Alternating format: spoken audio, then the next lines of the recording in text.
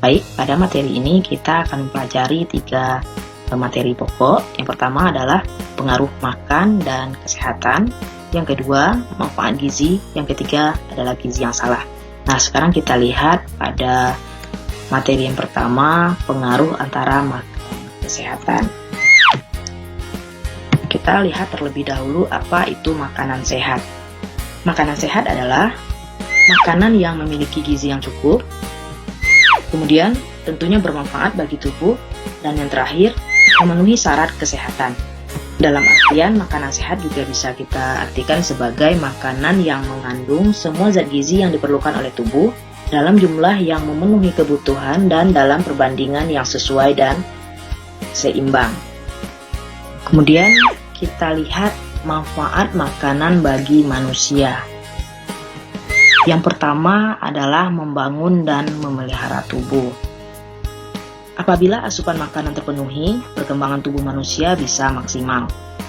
Jadi, pertumbuhan dalam hal ini berkaitan dengan bentuk tubuh, pembentukan sel-sel baru, kemudian untuk membangun bagian-bagian tubuh misalnya otot, tulang, darah, dan otak. Kemudian yang kedua adalah manfaat makanan itu memberi tenaga kepada tubuh. Memberi tenaga kepada tubuh, sudah kita ketahui sama-sama bahwa dengan memberi asupan karbohidrat, lemak, protein terhadap tubuh akan memiliki tenaga untuk melakukan aktivitas-aktivitas dalam kehidupan sehari-hari. Kemudian, manfaat makanan ketiga adalah mengatur proses faali tubuh. Proses faali tubuh ini adalah proses yang terjadi di dalam tubuh kita secara alami dan otomatis. Memang kita tidak bisa melihat prosesnya secara kasat mata, namun kita dapat merasakan akibat atau pengaruh dari proses itu sendiri. Contohnya adalah ketika terjadinya pendarahan dan terjadinya pembekuan darah. Kita lihat juga pengaruh gizi terhadap kesehatan. Nah, zat gizi dibutuhkan manusia untuk menjaga kesehatan tubuh. Organ tubuh bisa bekerja maksimal jika kesehatan tubuh dalam keadaan baik. Namun, fungsi tubuh bisa terganggu jika tubuh dalam keadaan kurang sehat. Kita lihat secara umum, jika kita kekurangan gizi atau malnutrisi, itu pengaruhnya bisa terhadap tubuh kita, kemudian juga terhadap daya kerja, daya tahan, dan pertumbuhan jasmani. Kemudian kita lihat manfaat gizi.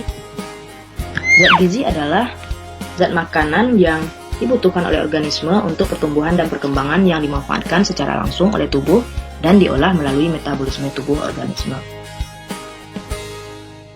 Berdasarkan fungsinya, zat gizi dibedakan menjadi 3. Yang pertama adalah zat tenaga, terdiri dari karbohidrat, lemak, protein. Nah, karbohidrat, lemak, dan protein ini termasuk ke dalam kelompok makronutrien. Artinya apa? Makronutrien adalah nutrisi yang dibutuhkan oleh tubuh dalam jumlah yang besar. Kemudian zat pembangun terdiri dari protein dan mineral. Kemudian yang ketiga adalah zat pengatur. Zat pengatur terdiri dari vitamin, protein, mineral, dan air. Kemudian kita lihat masing-masing zat gizi yang terdapat pada makanan. Yang pertama ada karbohidrat, yang kedua ada lemak, ada protein, ada mineral, ada vitamin, dan ada air. Nah, jika tadi karbohidrat, lemak, dan protein termasuk dalam makronutrien, maka mineral dan vitamin adalah termasuk ke dalam mikronutrien. Adalah nutrisi yang dibutuhkan oleh tubuh manusia dalam jumlah yang sedikit. Namun, keberadaannya sangat penting bagi tubuh manusia. Misalnya, jika terjadi kekurangan vitamin, tentu akan terjadi gangguan-gangguan terhadap tubuh kita. Misalnya vitamin C, misalnya sering terjadi sariawan, gusi sering berdarah. Kita lihat yang pertama, karbohidrat atau hidrat arang. Karbohidrat disebut juga dengan zat pati, zat tepung, dan zat gula. Di sini kita lihat contoh-contoh makanan yang mengandung karbohidrat. Ada nasi, ada roti, ada kentang, jagung, gula, madu. Kemudian pada kelompok buah-buahan ada pisang, buncis, susu.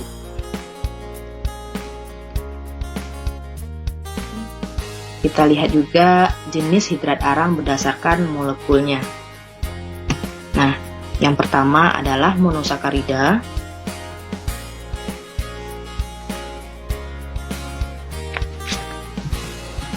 Monosakarida adalah hidrat arang yang susunan molekulnya lebih kompleks. Kandungan yang termasuk ke dalam monosakarida adalah glukosa, fruktosa, dan galaktosa.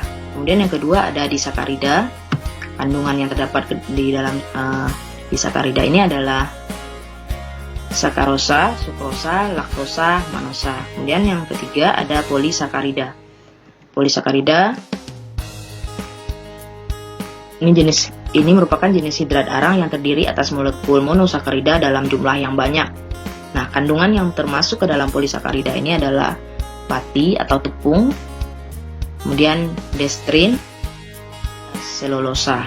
Kita lihat yang kedua adalah lemak.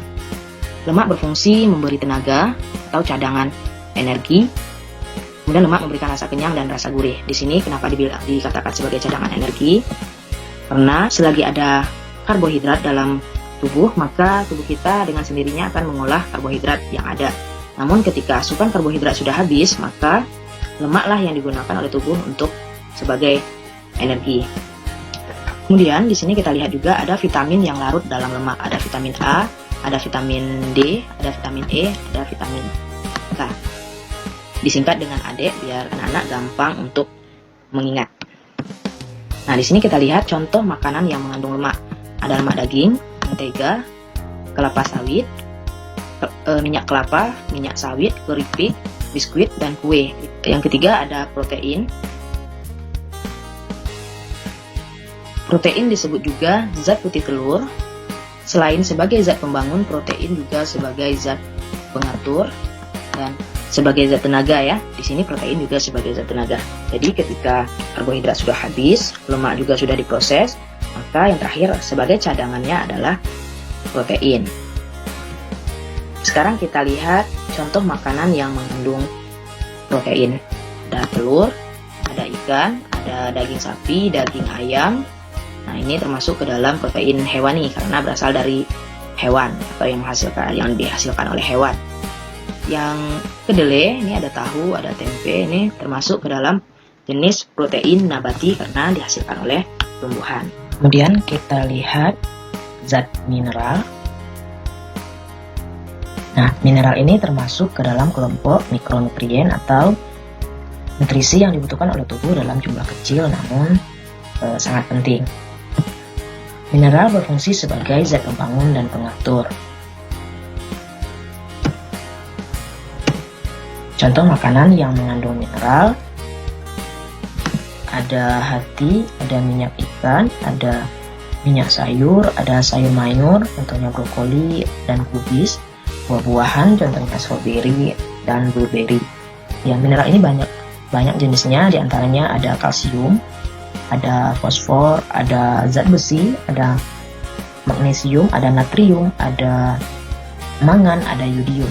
Vitamin juga merupakan yang termasuk ke dalam kelompok mikronutrien atau nutrisi yang dibutuhkan oleh tubuh dalam jumlah kecil namun sangat penting. Sedangkan fungsi utama vitamin adalah mengatur proses metabolisme protein, lemak, dan hidrat arang atau karbohidrat.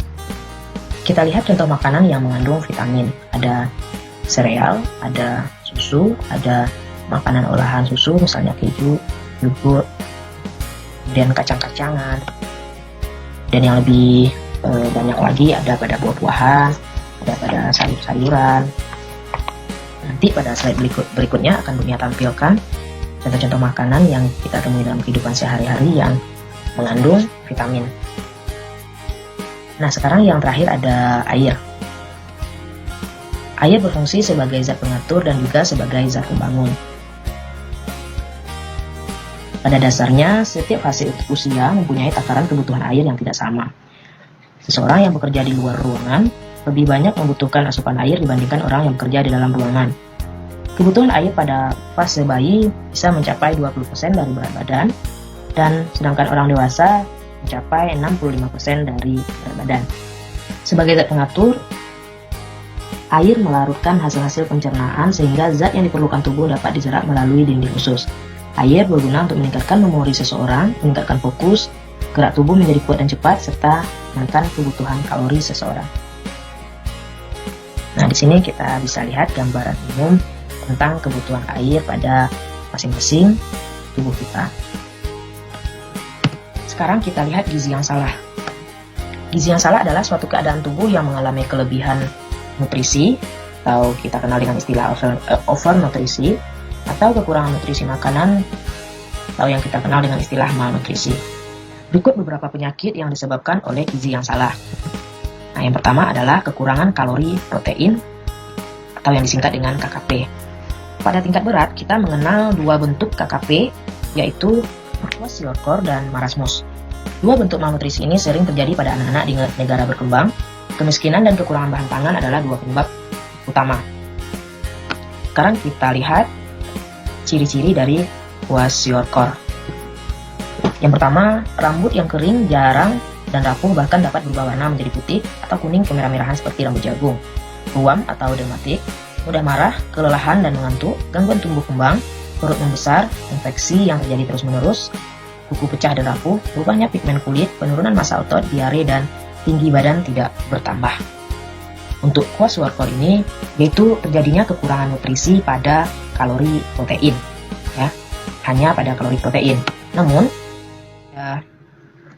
marasmus itu terjadi hampir seluruh kalori, ya, kekurangan karbohidrat, kekurangan lemak, kekurangan protein, vitamin, mineral, ya, hampir seluruh zat gizi yang kekurangan. Berbeda dengan kwashiorkor, hanya 1 kalori protein. Sekarang kita lihat ciri-ciri penyakit marasmus. Yang pertama, kekurangan berat badan, kehilangan banyak massa otot dan jaringan lemak, pertumbuhan terhambat, kulit kering, rambut rapuh, terlihat lebih tua dan dari usianya, tidak berenergi dan tampak tidak bersemangat atau lesu. Wajah menjadi bulat seperti orang tua, diare kronis. Nah, secara kasat mata kita bisa bedakan kwashiorkor dengan marasmus. Kwashiorkor terlihat perut membuncit. Ya. Kemudian, sedangkan marasmus ini, karena marasmus ini merupakan kekurangan hampir seluruh kalori, jenis kalori, maka ini sangat terlihat dia memiliki tubuh yang sangat kurus. Ya. Secara umum, kalau kita lihat ciri-cirinya hampir sama. Namun yang mencolok di sini adalah perbedaan besar perutnya. Yang kedua, kekurangan vitamin A. Kekurangan vitamin A dapat mengganggu penglihatan. Kemudian kurang vitamin B, susah tidur, kurang nafsu makan, sukar BAB, kulit kasar dan kering sekitar hidung, bibir pecah-pecah, diare, disentri, dan lain-lain. Yang keempat, kekurangan vitamin C, bercak-bercak hitam kemerahan di bawah kulit, sariawan, pembengkakan gusi. Yang kelima, kekurangan vitamin D, rakitis. Rakitis ini adalah pembengkakan pada tulang-tulang panjang. Kemudian penghambatan pertumbuhan gigi. Yang keenam, kekurangan vitamin E. Kekurangan vitamin E bisa menyebabkan kelainan jantung dan kemandulan. Kemudian kekurangan vitamin K. Kekurangan vitamin K menghambat proses pembekuan darah, dan kalau kelebihan akan terjadi anemia, penyakit kuning, dan kerusakan otak. Kemudian kekurangan zat mineral. Kekurangan zat mineral akan terjadi pembesaran kelenjar tiroid atau yang kita kenal dengan istilah penyakit gondok, ya, gangguan pertumbuhan tulang, dan anemia.